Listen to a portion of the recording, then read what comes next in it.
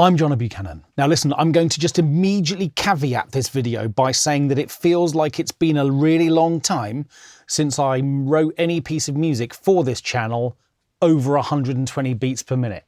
So if you are of a nervous disposition, or you're concerned that that might be representative of a midlife crisis for me, I just want to reassure you that I used to make music over 120 beats per minute an awful lot, but I'm old now. And yeah, anyway, there we are. Public health warning, said, done. We good? Great.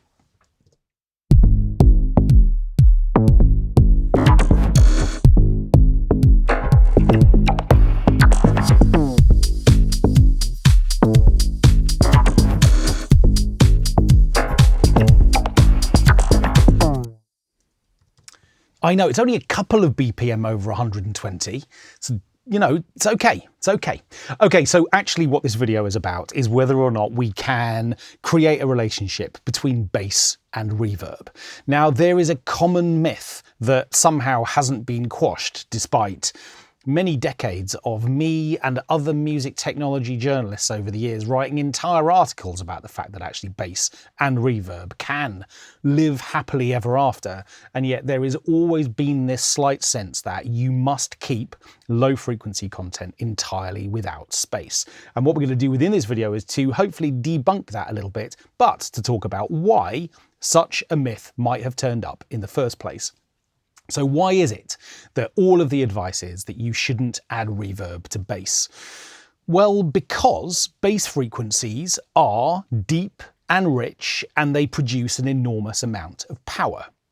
And so whenever we have extra bass, whether that comes from more bass sounds, synth basses, kick drums, anything else that we might choose to put low in the mix, we're adding to the biggest kind of collection of low frequency energy producing, but also potentially energy sapping frequency areas. And what I mean by that particularly is, if we analyze what happens at the output stage of mixes.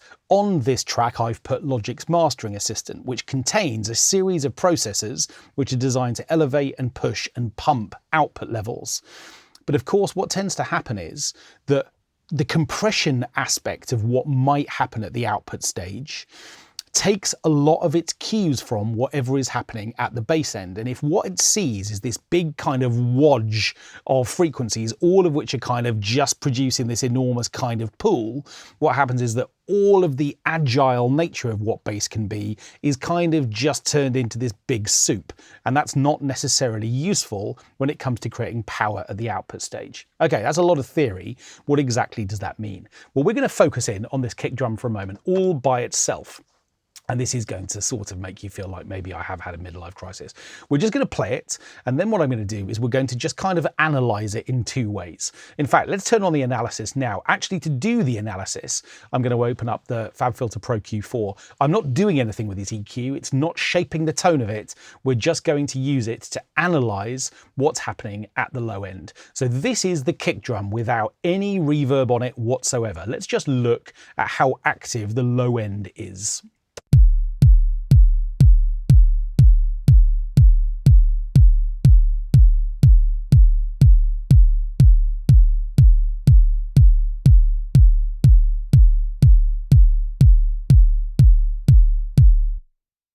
Okay, so if I hover over this, we get a chance to see the kind of build-up of harmonic content that exists within this sound.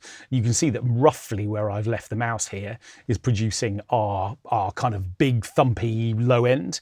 And then what we've got is a pretty active harmonic that's a little bit higher, which is kind of here. And then, like lots of kick drums, there's a little bit of something top-endy in this sound as well, whether that's a hat or whether it's something else. This is a sound that's actually coming from Ultrabeat, so it might be a little noise generator. I don't know. But anyway, we can see all of these higher peaks that exist within this sound as well, all part of the kick drum sound. Now, if I come out of here, so we stop actually seeing the kind of masked stuff and we reset this, what I'm going to do is to press play again. But this time what I'm going to do is I'm going to send this sound into the Space Designer absolutely default setting. What I've done here is to create a Space Designer on bus 2, and this is the default preset. And the only thing I've done is to roll out the top end. So no reverb is going to be applied to all of that high frequency content that we saw a moment ago. That noise, that hi-hat, whatever's glued in to the top end of this sound, I've rolled out the way that the reverb is going to respond to that. So this is a 1.3 second long reverb, nothing too long. But what we're going to do is we're going to see what happens when I switch it on in terms of joining the gap between those two low frequency nodes. We saw a moment ago that there's a kind of initial kind of lump, and then there's a sort of bit of a gap, and then there's the second lump. And what we're going to do is we're going to see what happens when I punch in the reverb halfway through to the gap between those two peaks.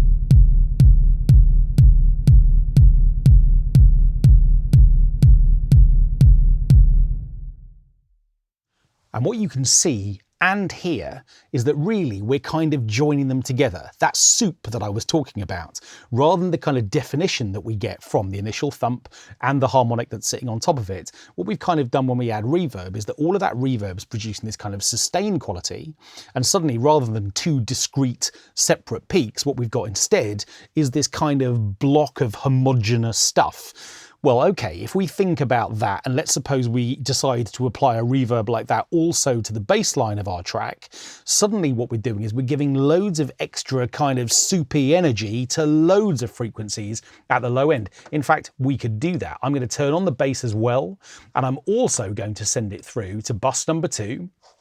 And what we're going to do is to see what happens when I bypass the reverb to start with, and then what we do is we punch it in for the second half. This is the kick and the bass line together with and without that reverb.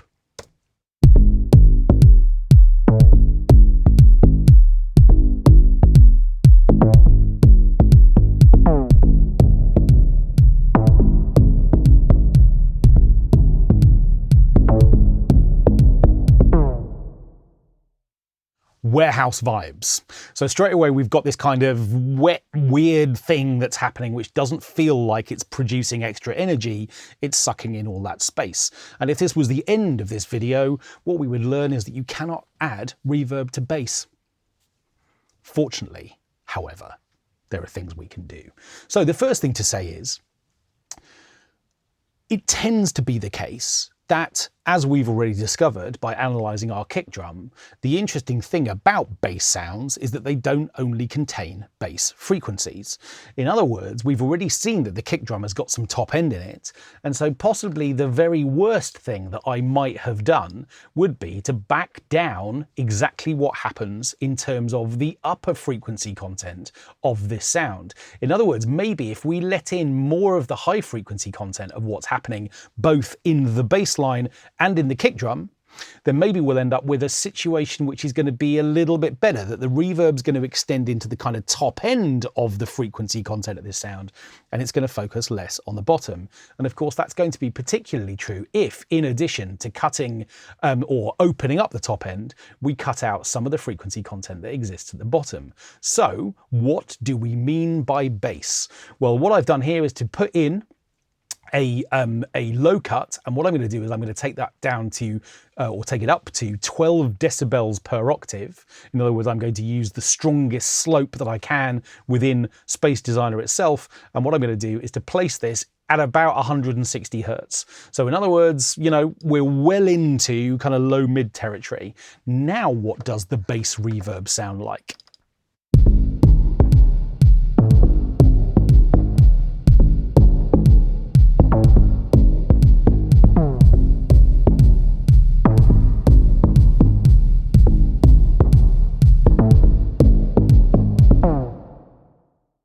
Well, it certainly sounds different. We've still got way too much of it, but suddenly we're not just overwhelming all of the kind of sub-frequencies and the ultra low bass.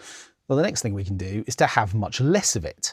So let's see what happens when I just turn down the amount of space designer that we're using. I'm just going to take the return level of that auxiliary down in volume. Now we get this.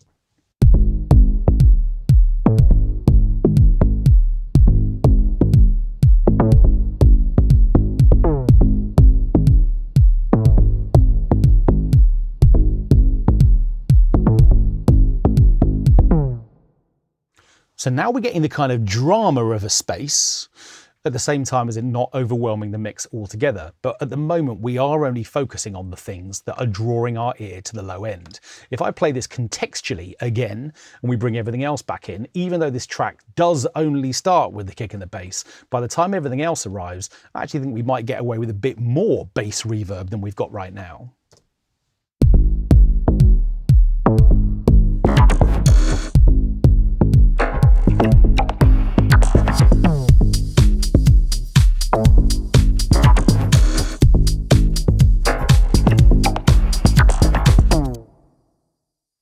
Should we see if we can push it even further? What I'm going to do is put a loop around the second half so that it plays around a few times. I'm going to experiment with a few different levels of this reverb.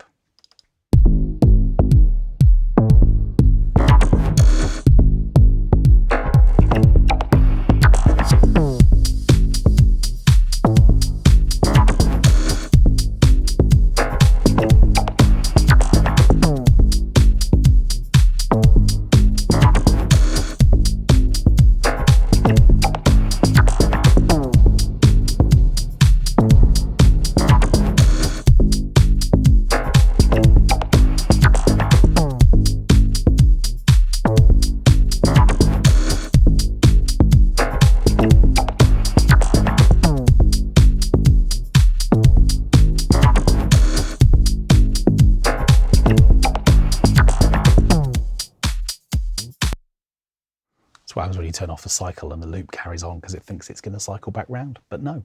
Okay, so what we've got now is a reverb that feels actually really kind of fundamental to the track. The moment I mute it altogether, I don't like it nearly as much.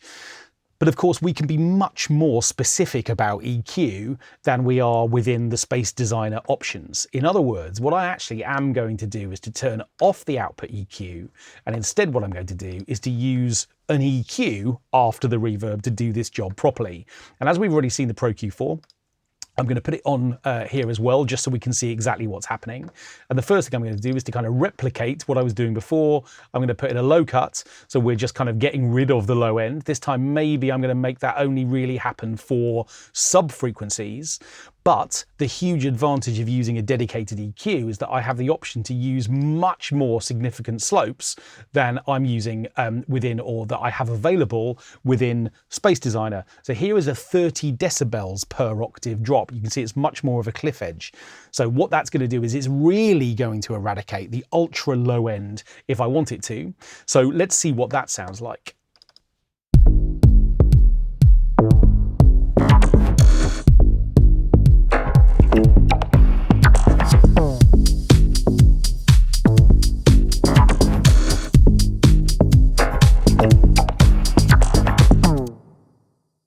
So what I'm doing here is I'm getting rid of reverb on the lowest of the kind of fundamentals of this kick drum, but what I'm doing is I'm kind of preserving some of that on that first node that we particularly identified right at the beginning.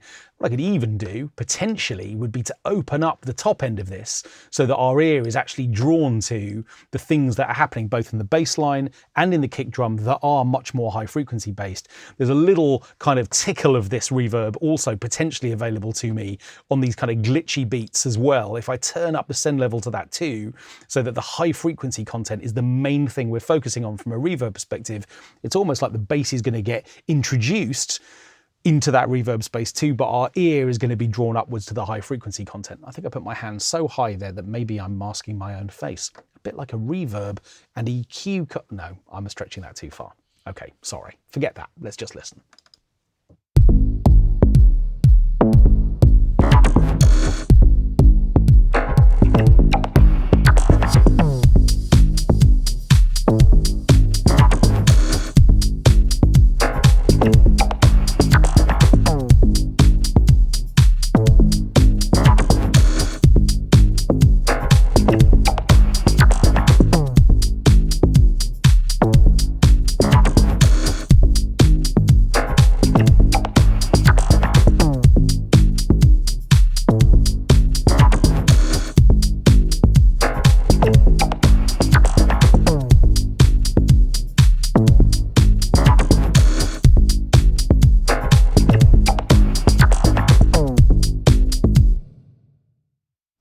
is interesting when you press stop. Do you get this big, soupy, long held thing, or does actually it feel really reasonably agile?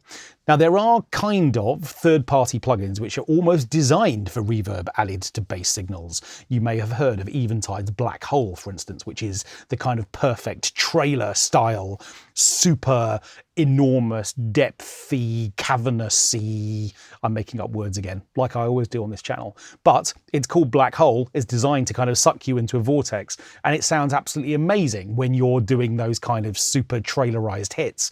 And it's designed to try and add reverb to spaces where maybe we wouldn't normally take sounds.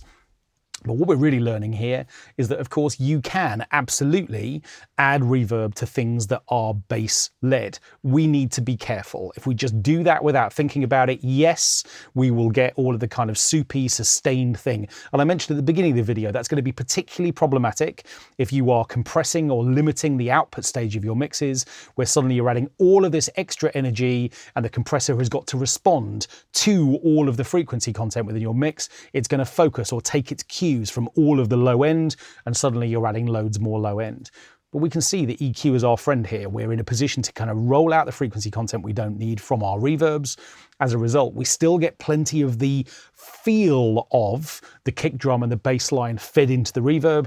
It's just that it doesn't become this super low, mushy thing. And if we want to, we can even lift the high end to kind of compensate for that a little bit. But as you can see, I've kind of changed my mind about that. I've turned off that node. It feels too friendly, too bright, too sugary to me. So I've decided to turn that off. But within this video, we have seen, I hope, that provided we're careful, reverb can be added to bass and breathe. And you can also hear, I think, that I don't think I've had a midlife crisis.